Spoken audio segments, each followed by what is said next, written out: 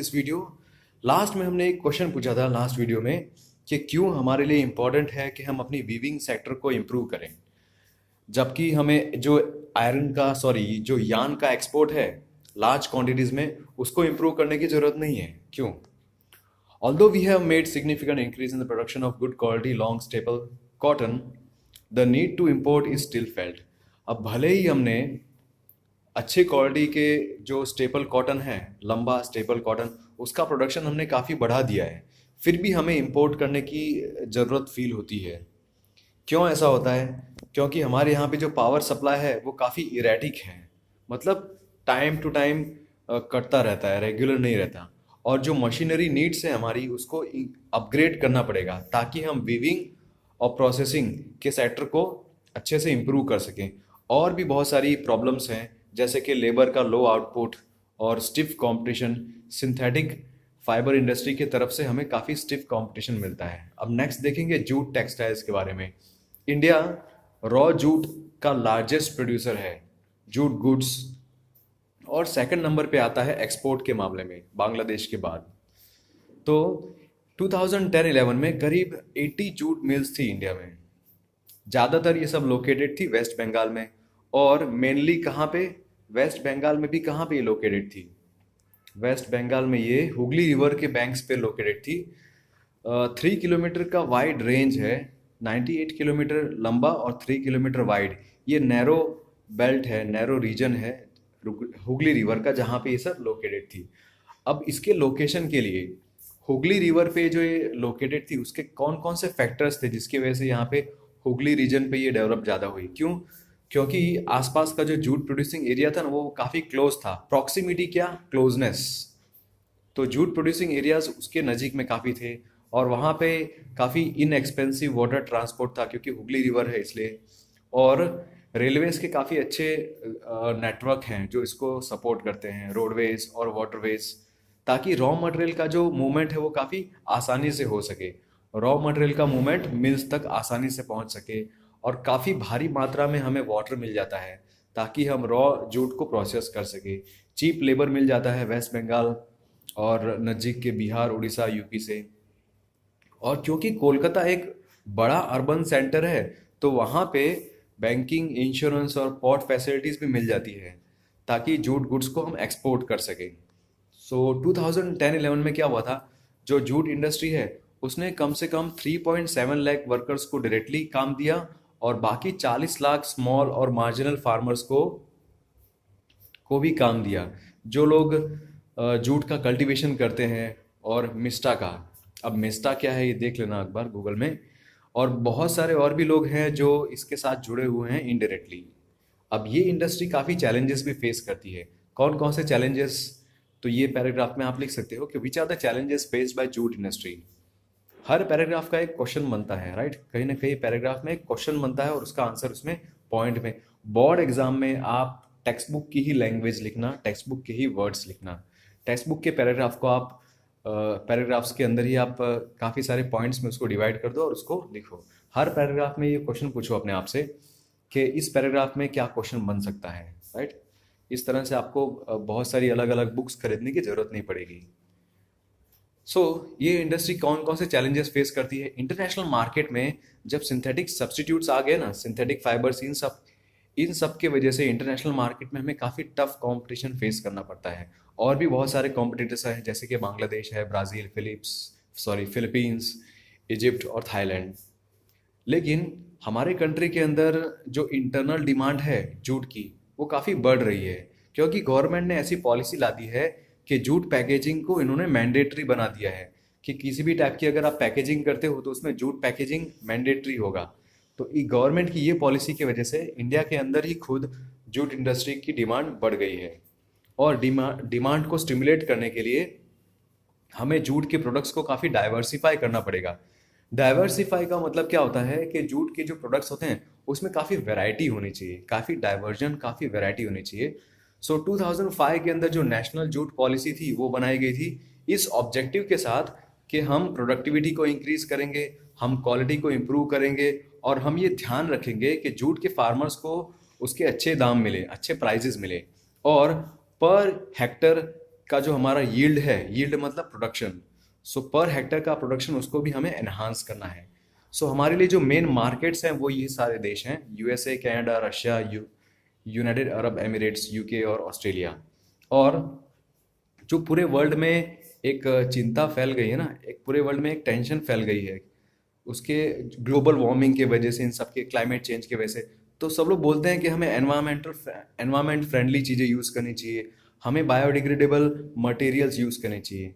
तो जब से ये इशू हुआ है तो वो जूट इंडस्ट्री के लिए काफ़ी अच्छा है, जूट के प्रोडक्ट्स के लिए काफ़ी अच्छी अपॉर्चुनिटी है एक बार फिर से, क्योंकि जूट एक बायोडिग्रेडेबल प्रोडक्ट है, तो वो मटेरियल है, तो वो अच्छा है हमारे लिए। अब देखेंगे शुगर इंडस्ट्री। तो इंडिया वर्ल्ड प्रोडक्शन में इंडिया सेकंड नंबर पे आती है, लेकिन फर्स्ट प्लेस में भी किस चीज़ में आती है, किस मामले में फर्स्ट प्लेस में, हाँ, गुड़ और खांडसरी, इसके प्रोडक्शन में नंबर वन पे आती है। अब इसके अंदर जो रॉ मटेरियल यूज़ होते हैं ना इस इंडस्ट्री में, वो काफ़ी बल्की होते हैं, और हॉलेज के टाइम पे इसके सुक्रोज का जो कंटेंट है वो कम हो जाता है। हॉलेज का मतलब क्या है, HAULAGE, जब गूगल में आप सर्च करोगे तो हॉलेज का मतलब क्या होता है कि ट्रांसपोर्टेशन के दरमियान, जब भी ट्रांसपोर्टेशन के जो होता है तो ट्रांसपोर्टेशन के वक्त ये रॉ मटेरियल जो होते हैं उनके अंदर सुक्रोज का कंटेंट धीमे धीमे कम हो जाता है ट्रांसपोर्ट के वक्त, राइट। तो ये मिल्स आइडियली कहाँ पे लोकेटेड होनी चाहिए? सो 2010-11 में करीब 662 शुगर मिल्स थी जो पूरी कंट्री में फैली हुई थी, खासकर यूपी, बिहार, महाराष्ट्र, कर्नाटका, तमिलनाडु, आंध्र प्रदेश, गुजरात और पंजाब में भी, हरियाणा, MP, इन सब में। तो 60% जो मिल्स हैं वो यूपी और बिहार में हैं। अब ये इंडस्ट्री सीजनल है अपने नेचर में, मतलब सीजन एक पर्टिकुलर सीजन के हिसाब से इसमें एम्प्लॉयमेंट होता है। इसीलिए आइडियली कहाँ पे लोकेटेड होनी चाहिए? आइडियली ये वैसी जगह पे जहाँ पे कोऑपरेटिव सेक्टर अच्छा चलता हो। तो आइडियली ये कोऑपरेटिव सेक्टर को काफ़ी सूट करती है। क्यों? आप एक्सप्लेन कर सकते हो क्यों ऐसा? अब पिछले कुछ सालों में ये टेंडेंसी रही है मिल्स की, कि मिल्स सदर्न और वेस्टर्न स्टेट्स में ज़्यादा शिफ्ट होने लगे हैं, स्पेशली महाराष्ट्र में। ये इसीलिए क्योंकि यहाँ पे जो शुगर केन प्रोड्यूस होती है ना, उसके अंदर सुक्रोज का कंटेंट काफ़ी ज़्यादा होता है। यहाँ की कूलर क्लाइमेट की वजह से यहाँ का जो सीज़न है वो काफ़ी लंबा होता है, लॉन्गर क्रशिंग सीज़न। क्यों? क्योंकि वहाँ पे क्लाइमेट कूल होती है, और इन स्टेट्स में कोऑपरेटिव्स काफ़ी सक्सेसफुल है। तो ये 3 रीज़न है, ये 3 या 4 रीज़न है जिसकी वजह से आप बोल सकते हो कि शुगर इंडस्ट्री कोऑपरेटिव सेक्टर के लिए अच्छी है, और शुगर इंडस्ट्री इन सभी राज्यों में ही फैली है, और सीजनल नेचर है इसका। मेजर चैलेंजेस जो हैं शुगर इंडस्ट्री की वो ये हैं कि इसका सीजनल नेचर है, ओल्ड और इनएफिशिएंट मेथड्स होती है प्रोडक्शन की, ट्रांसपोर्ट में देरी होती है क्योंकि रॉ मटेरियल फैक्ट्रीज तक पहुंचने में थोड़ा देर लगाता है, और ये ज़रूरत है कि हम बैगेसी, BAGGASE, बैगेसी के यूज़ को काफ़ी हम बढ़ा सके, मैक्सिमाइज कर सके। अब आप सोचो कि बैगेसी का मतलब क्या होता है, राइट? तो जब शुगर केन को क्रश किया जाता है ना, आपने नॉर्मली देखा होगा रोड्स पे, या फिर नॉर्मली समर के सीज़न में जो आप शुगर केन का रस जूस पीते हो ना, तो जिस मशीन में शुगर केन को क्रश किया जाता है, तो शुगर केन का जो लकड़ा बचता है ना, जो जो भी कुछ पल्पी पार्ट बचता है शुगर केन को क्रश करने के बाद, उसको बोलते हैं बैगेसी। अब देखते हैं मिनरल बेस्ड इंडस्ट्रीज जो मिनरल्स और मेटल्स को यूज़ करती हैं एज अ रॉ मटेरियल, उनको बोलते हैं मिनरल बेस्ड इंडस्ट्री। अब आप कुछ इंडस्ट्रीज का नाम बोल सकते हैं जो इस कैटेगरी में आती है, आपको ऑब्वियसली पता होगा। देखो, फर्स्ट है आयरन और स्टील इंडस्ट्री। आयरन और स्टील इंडस्ट्री वो बेसिक इंडस्ट्री है। क्यों? क्योंकि बाकी सारी इंडस्ट्री, भले वो हैवी हो, मीडियम हो, लाइट हो, वो सब के सब अपनी मशीनरी के लिए आयरन और स्टील इंडस्ट्री पे डिपेंड करते हैं। स्टील ज़्यादातर यूज़ किस में होता है? बहुत सारे अलग अलग टाइप के इंजीनियरिंग गुड्स को बनाने में, कंस्ट्रक्शन मटेरियल में, डिफेंस में, मेडिकल, टेलीफोनिक, साइंटिफिक इक्विपमेंट और भी बहुत सारे कंज्यूमर गुड्स में स्टील यूज़ होता है। और प्रोडक्शन अगर आप करना चाहो, सो प्रोडक्शन और कंजम्पशन स्टील का, इसको किसी भी कंट्री के डेवलपमेंट का इंडेक्स के तरीके से देखा जाता है। और आयरन और स्टील जो है वो एक हैवी इंडस्ट्री है। क्यों? Why iron and steel are heavy industry? क्योंकि इसके जो रॉ मटेरियल्स हैं एज वेल एज जो इसके फिनिश्ड गुड्स हैं ना, वो काफ़ी हैवी होते हैं और बल्की होते हैं, जिसके वजह से काफ़ी हैवी ट्रांसपोर्टेशन कॉस्ट पड़ता है। इसीलिए इसको हैवी इंडस्ट्री बोलते हैं। आयरन और कोकिंग कोल और लाइमस्टोन को किस मात्रा में यूज़ किया जाता है, उनको इन सभी को अगर यूज़ किया जाता है तो 4:2:1 इस रेशियो में यूज़ किया जाता है। और जो कुछ क्वांटिटीज़ होती है ना मैंगनीज की, वो भी रिक्वायर्ड है ताकि आप स्टील को थोड़ा हार्ड बना सको। अब ये स्टील के प्लांट्स आइडियली कहाँ पे लोकेटेड होंगे? आपको याद है जो फिनिश प्रोडक्ट्स होते हैं उनको एफिशिएंट ट्रांसपोर्ट नेटवर्क की भी ज़रूरत पड़ती है ताकि उनको अच्छे से डिस्ट्रीब्यूट किया जा सके मार्केट्स में और कंज्यूमर्स में। तो वहीं ऐसी जगहों पे भी स्टील और आयरन की इंडस्ट्री बन सकती है। अब 2010-11 में 72.2 मिलियन टन्स का स्टील प्रोडक्शन हुआ था और इंडिया 4th रैंक पे आया था। पूरे वर्ल्ड में अगर जो क्रूड स्टील प्रोड्यूसर्स हैं उसमें इंडिया 4th रैंक पे आया था और वो लार्जेस्ट प्रोड्यूसर है स्पॉन्ज आयरन का। स्पॉन्ज आयरन मतलब कि रिड्यूस्ड आयरन, ऐसा आयरन जो रिड्यूस्ड फॉर्म में होता है ना, जो छोटे छोटे पेबल्स के फॉर्म में होता है वैसा। और 2010-11 के हिसाब से देखा जाए तो इंडिया के अंदर पर कंज्यूमर मतलब पर कैपिटा कंज्यूमर जो है कंजम्पशन है स्टील का, वो सिर्फ 49 केजी पर एनम हुआ है। मतलब एक इंसान एक साल में 49 केजी जितना आयरन स्टील यूज़ करता है, जबकि वर्ल्ड का एवरेज कितना है? पूरे वर्ल्ड का जो एवरेज है वो 182 केजी है। उसमें उसके मामले में हम काफ़ी पीछे हैं। अब ये जो प्रोसेस है वो स्टील के मैन्युफैक्चरिंग का प्रोसेस है। ये आपके साइंस में भी आता होगा या फिर आपके लास्ट ईयर भी आया होगा, इसको देख लीजिए। लेकिन इस चैप्टर में इसके हिसाब से ज़्यादा कुछ इंपॉर्टेंट नहीं है, इसलिए मैं आगे बढ़ता हूँ। अब यहाँ पे नेक्स्ट पेज पे ये जो मैप है, ये मैप आपके लिए इंपॉर्टेंट होगा। ज्योग्राफी में जो मैप्स आते हैं ना, आपको टोटल 5 मार्क्स के मैप्स आएंगे हिस्ट्री में से और ज्योग्राफी में से। तो यहाँ पे आयरन और स्टील के जो प्लांट्स है वो आपको याद हैं, बहुत कम है, इसको याद रखना है सिर्फ। इसके बाद है टेबल 5.2, ये जो दिखाता है कि टोटल फिनिश्ड स्टील प्रोडक्शन जो इंडिया में वो कितना हुआ है 2005 से लेकर 2011 में। Production in million turns per annum, एक साल में कितने मिलियन टन्स। तो धीमे धीमे ये बढ़ा है। ये इंफॉर्मेशन मिली है ministry of steel, government India से। क्यों हमारे इंडिया में पर कैपिटा कंजम्पशन जो है स्टील का वो कम है? क्योंकि इंडिया में इतना सारा इंफ्रास्ट्रक्चर डेवलप अभी नहीं हुआ है, इतना सारा हम लोग यूज़ नहीं करते, और बहुत सारे मिनी स्टील प्लांट्स भी हैं जो बहुत छोटे हैं और वहाँ पे इलेक्ट्रिकल फर्नेस की यूज़ पड़ती है। और ये लोग स्टील स्क्रैप यूज़ करते हैं, स्पॉन्ज आयरन यूज़ करते हैं।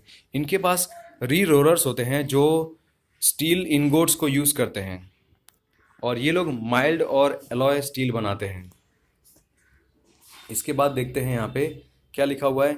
एक इंटीग्रेटेड स्टील प्लांट है, वो एक लार्ज होता है, काफ़ी बड़ा होता है और एक कॉम्प्लेक्स तरीके को हैंडल करता है। बहुत सारी चीज़ को कॉम्प्लेक्स तरीके से हैंडल करता है, जैसे कि रॉ मटेरियल को एक साथ इकट्ठा करना हुआ ताकि स्टील बना सके, रोलिंग और शेपिंग, इन सभी को कॉम्प्लेक्स तरीके से यूज़ करता है। और ज़्यादातर जो पब्लिक सेक्टर अंडरटेकिंग्स है वो अपने स्टील को मार्केटिंग करती है, किसके through? Steel authority of India के थ्रू ये लोग मार्केटिंग करते हैं। और 1950s में चाइना और इंडिया दोनों के दोनों स्टील की जो प्रोडक्शन था ना उसका सेम क्वांटिटी बनाते थे, राइट। लेकिन आज चाइना आगे निकल चुका है। चाइना स्टील का सबसे बड़ा प्रोड्यूसर है और चाइना वर्ल्ड का सबसे बड़ा कंज्यूमर भी है स्टील का, राइट। 2004 में इंडिया लार्जेस्ट एक्सपोर्टर था स्टील का। तो कितना उसने एक्सपोर्ट किया था? जो वर्ल्ड ग्लोबल स्टील ट्रेड है जो 100%, उसमें से सबसे ज़्यादा 2.25% इंडिया ने एक्सपोर्ट किया था स्टील। और इंडिया के अंदर ज़्यादातर आयरन और स्टील की इंडस्ट्रीज़ जो है वो छोटा नागपुर प्लेटू के रीजन में ही है। ये ऐसा क्यों? क्योंकि वहाँ पे काफ़ी सारे एडवांटेजेस हैं, रिलेटिव एडवांटेजेस भी हैं इस इलाके में, जिसकी वजह से यहाँ की इंडस्ट्री डेवलप हुई है। अब ऐसे कौन से एडवांटेजेस हैं जिसकी वजह से यहाँ पे इंडस्ट्री डेवलप हो पाई? लो कॉस्ट ऑफ आयरन और high grade raw materials in proximity, मतलब काफ़ी हाई ग्रेड रॉ मटेरियल्स आपको मिल जाते हैं नज़दीक में ही, चीप लेबर होता है और यहाँ पे काफ़ी ग्रोथ पोटेंशियल भी है होम मार्केट का। भले ही इंडिया एक इम्पॉर्टेंट प्लेस में हो, जबकि आयरन और स्टील प्रोड्यूस करने में इंडिया पूरे वर्ल्ड में एक इम्पॉर्टेंट प्लेस में आता है, लेकिन फिर भी हम लोग अपने फुल पोटेंशियल पे परफॉर्म नहीं कर पा रहे हैं। We are not able to perform to our full potential. क्यों? Why we are not able to perform to our full potential? इसके आंसर्स यहाँ पे हैं, क्योंकि हाई कॉस्ट है और लिमिटेड अवेलेबिलिटी होती है किस चीज़ की? कोकिंग कोल की, और लोअर प्रोडक्टिविटी होती है हमारे लेबर की, और इरेगुलर सप्लाई होता है एनर्जी का, और पुअर इंफ्रास्ट्रक्चर। ये 4 पॉइंट हैं जिसकी वजह से हम अपने फुल पोटेंशियल पे काम नहीं कर पा रहे हैं। और हमें अच्छे क्वालिटी का स्टील जो है वो हमें इंपोर्ट किया है बाकी सारी कंट्रीज से। हम इंपोर्ट भी करते हैं, लेकिन जो ओवरऑल प्रोडक्शन है स्टील का वो हमारे देश की ज़रूरतों के लिए काफ़ी है। जो हमारे यहाँ पे प्रोडक्शन होता है ना ओवरऑल स्टील का प्रोडक्शन, वो हमारे देश की ज़रूरतों के लिए काफ़ी है, फिर भी हम इंपोर्ट करते हैं। और लिबरलाइजेशन और फॉरेन डायरेक्ट इन्वेस्टमेंट की वजह से इस इंडस्ट्री को काफ़ी बूस्ट मिला है, और प्राइवेट एंटरप्रेन्योर्स ने भी काफ़ी इसमें सपोर्ट किया है। फिर भी ये ज़रूरत है कि हम अपने रिसोर्सेज जो भी हैं, हमारे रिसोर्सेज जितने भी रिसोर्सेज हैं जो ये आयरन और स्टील इंडस्ट्री में काम में आते हैं, उसके लिए हम रिसर्च और डेवलपमेंट कर सकें, ताकि हम स्टील काफ़ी अच्छा प्रोड्यूस कर सकें, मोर कॉम्पिटेटिवली, मतलब लार्ज अमाउंट में और अच्छा स्टील प्रोड्यूस कर सकें। फिर बात आती है एल्यूमिनियम स्मेल्टिंग की। एल्यूमिनियम स्मेल्टिंग मेटलर्जिकल इंडस्ट्री जो है हमारे इंडिया की, उसमें सेकंड मोस्ट इम्पॉर्टेंट पार्ट है। और ये काफ़ी लाइट होता है, हल्का होता है, इसमें कोरोजन नहीं लगता, ये हीट का काफ़ी अच्छा कंडक्टर होता है, मैलेबल होता है और स्ट्रॉन्ग बन जाता है जब इसको बाकी सारे मेटल्स के साथ मिक्स करते हैं। और इसका यूज़ कहाँ पे होता है? एयरक्राफ्ट में, यूटेंसिल्स में और वायर्स में। इसने पॉपुलैरिटी कब हासिल की? इसने स्टील के जगह पे इसको आप यूज़ कर सकते हो, इसीलिए इसको काफ़ी पॉपुलर किया गया है। स्टील के जगह पे कॉपर, जिंक और लेड के जगह पे आप इसको यूज़ कर सकते हो। बहुत सारी इंडस्ट्रीज ऐसा करती हैं। एल्यूमिनियम स्मेल्टिंग जो प्लांट्स है वो हमारे कंट्री में कहाँ कहाँ लोकेटेड हैं? ये सारे राज्यों में हैं: उड़ीसा, वेस्ट बंगाल, केरला, यूपी, छत्तीसगढ़, महाराष्ट्र और तमिलनाडु। राइट। तो 2008-9 में क्या हुआ था? इंडिया ने 15.29 lakh million tons of aluminium produce किया था, बॉक्साइट, जो कि रॉ मटेरियल के तरीके से यूज़ किया जाता है स्मेल्टर्स के द्वारा। तो वो काफ़ी एक बल्की और डार्क रेडिश कलर का रॉक है। जो नीचे फ्लोचार्ट दिया है वो ये दिखाता है कि एल्यूमिनियम को कैसे मैन्युफैक्चर करते हैं, उसका पूरा प्रोसेस यहाँ पे दिया हुआ है। तो देखते हैं यहाँ पे ये पूरा प्रोसेस है, ये दिखाता है कि एल्यूमिनियम इंडस्ट्री में जो मैन्युफैक्चरिंग होती है ना, उसका कैसे ये सब यहाँ पे होता है। तो यहाँ पे रॉ मटेरियल है, रॉ मटेरियल के तरीके से आप बॉक्साइट यूज़ कर सकते हो। फिर उसी को ट्रांसपोर्ट किया जाता है रेल के द्वारा या शिप के द्वारा, तो इंडस्ट्री में भेजा जाता है। इंडस्ट्री में जब वो जाएगा तो वहाँ पे बॉक्साइट को क्रश किया जाता है और एल्यूमिना को डिजॉल्व उसमें से निकाल दिया जाता है। फिर एल्यूमिनियम रिफाइनरी भी वहाँ पे होती है। तो यहाँ से बल्क और जो होता है उसको शिप किया जाता है दूसरी जगह पे, स्मेल्टर के दूसरे साइड पे शिफ्ट किया जाता है। और यहाँ से कैल्सिनेटेड पेट्रोलियम कोक को भी रिफाइनरी में से निकाला जाता है। और ये सब फिर बाद में आता है एल्यूमिनियम स्मेल्टर जो है क्रायोलाइट। क्रायोलाइट क्या है? एक मॉल्टन मेटल है जो एज ए इलेक्ट्रोलाइट काम करता है इसमें, और इलेक्ट्रिसिटी यूज़ की जाती है, तब जाके एल्यूमिनियम का स्मेल्टिंग होता है। यहाँ पे इलेक्ट्रिसिटी कितनी यूज़ होती है? पर टन 18,600 किलोवाट आवर जितनी इलेक्ट्रिसिटी यूज़ होती है एक टन ओर के लिए। ऑलराइट। अब इसमें और देख सकते हैं कि जो रेगुलर सप्लाई है इलेक्ट्रिसिटी का, और जो रॉ मटेरियल कम मिनिमम कॉस्ट पे अगर मिल जाए, तो ये दोनों मेन फैक्टर्स हैं जिसकी वजह से कोई भी इंडस्ट्री सेटअप होगी। तो इस इंडस्ट्री का लोकेशन किस पे डिपेंड करेगा? कि रेगुलर सप्लाई ऑफ इलेक्ट्रिसिटी और assured source of raw material at minimum cost. यहाँ पे सिर्फ सिंपल फिगर दी हुई है, उसके ऊपर भी लिखा हुआ है 4 to 6 tons of bauxite, 2 tons of aluminium, इससे जाके बनता है 1 टन एल्यूमिनियम। राइट। अब एक्टिविटी नहीं देखना, लेकिन आगे देखते हैं इसमें केमिकल इंडस्ट्रीज़ के बारे में देखते हैं। चलो, तो केमिकल इंडस्ट्री जो है इंडिया की, वो सबसे फास्टेस्ट ग्रोइंग और डाइवर्सिफाइंग है। ये हमारे जीडीपी में 3% देती है, और ये थर्ड लार्जेस्ट है एशिया के अंदर, और पूरे वर्ल्ड में 12th नंबर इसका आता है साइज़ के हिसाब से। यहाँ पे लार्ज और स्मॉल स्केल मैन्युफैक्चरिंग यूनिट्स भी होते हैं, दोनों तरह के यूनिट्स। और इसकी जो रैपिड ग्रोथ है वो दोनों पार्ट्स में दिखी गई है। तो केमिकल इंडस्ट्रीज़ में 2 टाइप की इंडस्ट्रीज होती है ना, इनऑर्गेनिक और ऑर्गेनिक सेक्टर। तो दोनों हिस्सों में, organic as well as inorganic sectors, दोनों में काफ़ी तेज़ी से ग्रो हो रहा है। और इनऑर्गेनिक जो केमिकल्स हैं, इनऑर्गेनिक केमिकल्स मतलब कौन से? जैसे सल्फ्यूरिक एसिड है, वो यूज़ होता है फर्टिलाइज़र बनाने में, सिंथेटिक फाइबर्स बनाने में, प्लास्टिक्स, एडेसिव्स, पेंट्स, डाइज, इन सब बनाने में। और nitric acid, alkalis, soda ash, ये सब, जैसे सोडा ऐश ये यूज़ होता है ग्लास, सोप और डिटर्जेंट्स, पेपर, इन सब में। और कॉस्टिक सोडा, ये इंडस्ट्रीज़ काफ़ी फैली हुई हैं हमारे देश में। आप ऐसा क्यों सोचते हैं? क्योंकि ऑर्गेनिक जो केमिकल्स हैं, जैसे कि पेट्रोकेमिकल्स हैं, ये यूज़ होते हैं सिंथेटिक फाइबर्स बनाने में, synthetic rubber, plastic, die stuff, drugs and pharmaceuticals में। और जो ऑर्गेनिक केमिकल प्लांट्स हैं, वो कहाँ पे ज़्यादातर लोकेटेड होते हैं?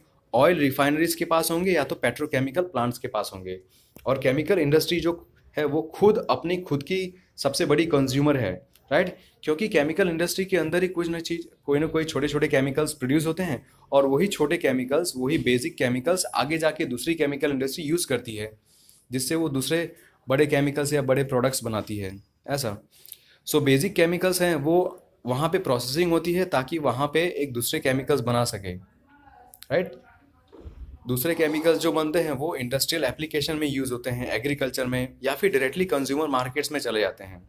आपको ऐसे प्रोडक्ट्स के बारे में अगर पता हो तो उसकी लिस्ट बना सकते हो। अब फर्टिलाइज़र इंडस्ट्री जो है वो ज़्यादातर कहाँ पे है?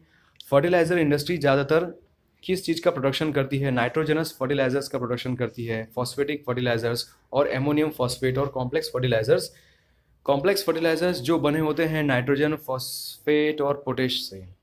थर्ड, जो है थर्ड, पोटाश, वो क्या है? Potash is entirely imported. पूरी तरीके से पोटाश इंपोर्ट किया जाता है हमारे कंट्री में। क्यों? क्योंकि हमारे कंट्री में कॉमर्शियली यूजेबल पोटाश है ही नहीं, ऐसे रिसोर्सेज नहीं है, ना ही पोटेशियम के कंपाउंड्स हैं किसी भी तरीके से। और इंडिया थर्ड लार्जेस्ट प्रोड्यूसर है नाइट्रोजनस फर्टिलाइजर्स का, और इंडिया में करीब 57 फर्टिलाइजर यूनिट्स हैं जो मैन्युफैक्चर करती हैं नाइट्रोजनस और कॉम्प्लेक्स नाइट्रोजनस फर्टिलाइजर्स को। 29 है जो यूरिया को मैन्युफैक्चर करती हैं, राइट। और 9 है जो एमोनियम सल्फेट को प्रोड्यूस करती हैं एज अ बाय प्रोडक्ट। और 68 स्मॉल यूनिट्स हैं जो कि सिंगल सुपर फॉस्फेट को प्रोड्यूस करते हैं। और अभी एट प्रेजेंट देखा जाए तो 10 पब्लिक सेक्टर अंडरटेकिंग्स हैं, पब्लिक सेक्टर कंपनीज हैं, और एक कोऑपरेटिव सेक्टर है हजीरा में, गुजरात के अंदर हजीरा में, जो फर्टिलाइजर कॉर्पोरेशन ऑफ इंडिया के अंडर आते हैं। और ग्रीन रेवोल्यूशन के बाद ये इंडस्ट्री काफ़ी एक्सपांड हुई है अलग अलग पार्ट्स में, जैसे गुजरात, तमिलनाडु, यूपी, पंजाब, केरला, ये सब फर्टिलाइज़र का हाफ प्रोडक्शन इन सब स्टेट्स में से आता है। और बाकी सारे कौन से स्टेट्स हैं? आंध्र प्रदेश, उड़ीसा, राजस्थान, बिहार, महाराष्ट्र, आसाम, वेस्ट बंगाल, गोवा, दिल्ली, एमपी और कर्नाटका। बाकी अब नेक्स्ट देखते हैं industry, cement industry. Cement industry किसके लिए ज़रूरी है? अगर कोई भी कंस्ट्रक्शन एक्टिविटी होती है ना, घर बनाना हो, फैक्ट्री बनाना हो, bridges, roads, airport, transport, dams, ये सब, तो कॉमर्शियल एस्टेब्लिशमेंट के लिए सीमेंट बहुत ज़रूरी है। और ये इंडस्ट्री के अंदर जो रॉ मटेरियल होते हैं वो काफ़ी बल्की और हैवी होते हैं। कौन कौन से रॉ मटेरियल इसमें यूज़ आते हैं? लाइमस्टोन, सिलिका, एल्यूमिना, जिप्सम, ये सब। कोल और इलेक्ट्रिक पावर है वो भी इसके लिए ज़रूरी होता है, क्योंकि इसको ट्रांसपोर्ट किया जाता है ना बाय रेल ट्रांसपोर्ट। अगर रेल ट्रांसपोर्ट किया जाएगा, रेल के द्वारा ट्रांसपोर्ट किया जाएगा इन सबको, तो रेल में तो कोल और इलेक्ट्रिक पावर भी यूज़ होगा ना। इसके बाद ये इंडस्ट्री स्ट्रेटेजिकली लोकेटेड कहाँ पे होती है? गुजरात के अंदर, क्योंकि गुजरात में गल्फ़ कंट्रीज़ की तरफ जाने का रास्ता, और वहाँ से आराम से गल्फ़ मार्केट्स में जा सकते हैं, इसीलिए। तो फर्स्ट सीमेंट प्लांट जो था वो चेन्नई में इस्टेब्लिश हुआ था 1904 में।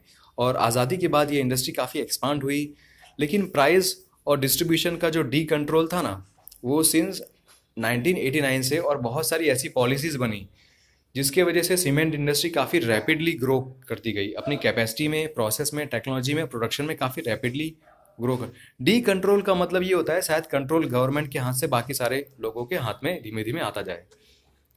और अभी करीब 128 लार्ज प्लांट्स हैं और 332 मिनी सीमेंट प्लांट्स हैं हमारे कंट्री में। और इंडिया काफ़ी सारे अलग अलग वैरायटी के सीमेंट को प्रोड्यूस करता है। और इसकी क्वालिटी में जो इम्प्रूवमेंट है, इसकी वजह से इसने east Asia, middle east, Africa और साउथ एशिया के अंदर काफ़ी डिमांड इसकी बढ़ी है, और कंट्री के अंदर भी काफ़ी डिमांड इसकी बढ़ी है। क्यों? क्योंकि हमने इसकी क्वालिटी को काफ़ी इम्प्रूव किया है। और ये इंडस्ट्री अच्छा कर रही है किन किन मामलों में? Production as well as export के मामलों में अच्छा करती है। और काफ़ी सारे एफर्ट्स भी किए गए हैं गवर्नमेंट के द्वारा, ताकि हमारे देश के अंदर ही इसकी डिमांड जनरेट की जा सके, डिमांड और सप्लाई जनरेट की जा सके, ताकि इस इंडस्ट्री को हम सर्वाइव करवा सकें, सस्टेन करवा सकें। दूसरी है ऑटोमोबाइल इंडस्ट्री। अब ऑटोमोबाइल इंडस्ट्री क्या होती है? जो व्हीकल होता है ना, व्हीकल की वजह से ट्रांसपोर्ट होता है गुड्स और सर्विसेज का, पैसेंजर्स का। अब कौन कौन से व्हीकल्स आप यूज़ करते हो? Truck, buses, cars, motorcycles, scooters, 3 wheelers, multi utility vehicles, ये सब के सब इंडिया में प्रोड्यूस किए जाते हैं, मैन्युफैक्चर किए जाते हैं, अलग अलग उसके सेंटर्स होते हैं। और लिबरलाइजेशन मतलब क्या होता है कि 1990 से लेकर 1991 के बीच में गवर्नमेंट ने अपनी पॉलिसी चेंज कर दी थी। गवर्नमेंट ने ये बना दिया था कि अब हम लोग बाहर बाहर का कोई भी बिजनेसमैन इंडिया में अपने पैसे लगा सकता है, राइट। इंडिया में अपना माल सामान बेच सकता है, अपने पैसे लगा सकता है। तो ये एक टाइप की पॉलिसी थी जो इंडिया ने 1991 में 1991 में स्टार्ट की थी। अब ये इंडस्ट्री जो है, लिबरलाइजेशन के बाद क्या हुआ था, लिबरलाइजेशन के बाद बहुत सारे नए और कंटेम्प्रेरी मॉडल्स इंडिया में आए, जिसके वजह से यहाँ पे व्हीकल्स की डिमांड काफ़ी बढ़ गई। और फिर क्या हुआ, फिर इसी इंडस्ट्री का काफ़ी हेल्दी ग्रोथ होने लगा, पैसेंजर कार्स, 2 और 3 व्हीलर कार्स। और ये इंडस्ट्री ने पिछले 15 साल से भी कम टाइम के अंदर काफ़ी क्वांटम जंप किया है। क्वांटम जंप मतलब huge jump, huge improvement. Foreign direct investment ने नई टेक्नोलॉजी ला दी और इसने हमारे इंडिया के अंदर जो भी कुछ बनता है इस इंडस्ट्री को ग्लोबल डेवलपमेंट के साथ जोड़ दिया। और एट प्रेजेंट करीब 15 मैन्युफैक्चरर्स हैं जो पैसेंजर कार्स बनाते हैं, मल्टी यूटिलिटी व्हीकल्स बनाते हैं। 9 कंपनीज हैं जो कमर्शियल व्हीकल्स बनाती हैं, 14 हैं जो 2 और 3 व्हीलर्स बनाते हैं। ये इंडस्ट्री ज़्यादातर लोकेटेड होती है दिल्ली, गुड़गांव, मुंबई, पुणे, चेन्नई, कोलकाता, लखनऊ, इंदौर, हैदराबाद, जमशेदपुर और बेंगलुरु में। Information technology and electronics industry ये कहाँ पे होती है? देखो, इलेक्ट्रॉनिक्स इंडस्ट्री जो है वो अलग अलग तरह के काफ़ी वाइड रेंज प्रोडक्ट्स बनाती है, ट्रांजिस्टर से लेकर टेलीविज़न तक, telephone, cellular telecoms, pagers, telephone exchange, radars, computers और बहुत सारे ऐसे इक्विपमेंट्स जो टेलीकम्युनिकेशन इंडस्ट्री रिक्वायर करती है। बेंगलोर जो है वो हमारे इंडिया का इलेक्ट्रॉनिक कैपिटल बन के उभरा है। और भी बहुत सारे सेंटर्स हैं जो इलेक्ट्रॉनिक गुड्स बनाते हैं, जैसे कि मुंबई, दिल्ली, हैदराबाद, पुणे, चेन्नई, कोलकाता, लखनऊ एंड कोयम्बटूर। लेकिन 2010-11 के टाइम पे क्या हुआ था, सॉफ्टवेयर टेक्नोलॉजी पार्क्स बने थे इंडिया के अंदर जो 46 लोकेशंस पे निकल के आए थे। 46 लोकेशन पे अलग अलग उनके सेंटर्स बने गए थे।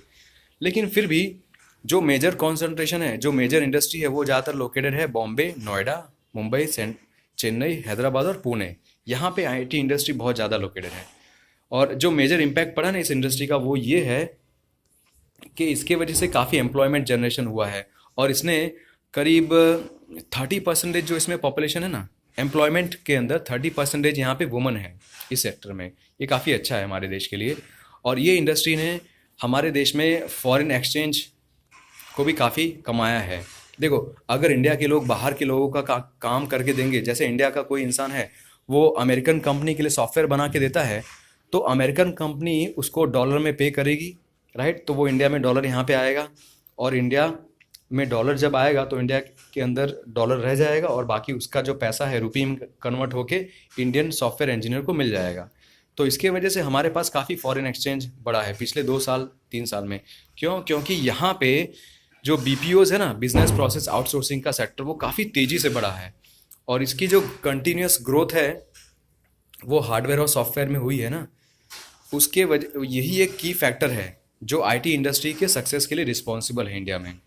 यहाँ पे केबल मैन्युफैक्चरिंग दिखा रही है ना, एचसीएल में, रूपा नारायणपुर वेस्ट बंगाल में जो है, ये फोटो है किसका, गैस टरबाइन रोटर एक असेंबली बेड है BHEL भेल में, हैदराबाद में।